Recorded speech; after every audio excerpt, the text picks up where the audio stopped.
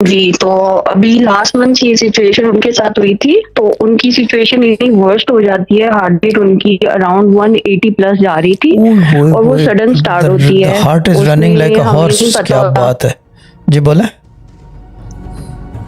जी, तो वो उसकी सिचुएशन ऐसी होती है कि अनप्रेडिक्टेबल होती है, अगर वो ऑन ड्यूटी है या सफ़र में है या सो रहा है, सोते में भी बाज़-औक़ात हो जाती है, तो उसको सोते में हुई थी इस दफ़ा।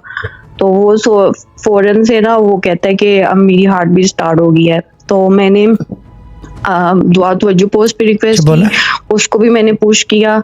उमर ने खुद भी दुआ तवज्जो पोस्ट पे अपनी सिचुएशन लिखी और साथ वो यासीन भी सुन रहा था। और उसके बाद जो है मैंने मेरी इत्तेफ़ाक से उस दिन ग्रुप कॉल कनेक्ट हो गई थी, जहाज़ पे व्हीलिंग करवा दी थी। तो उस कॉल में आप भी थे, तो मैंने उस पे भी ज़िक्र किया। तो जैसे ही वो फिनिश हुई चीज़, तो विदिन 1 एंड 2 आवर्स उसकी हार्ट बीट स्टेबल हो गई शुक्र, अब और डॉक्टर को दिखा उसके दें। बाद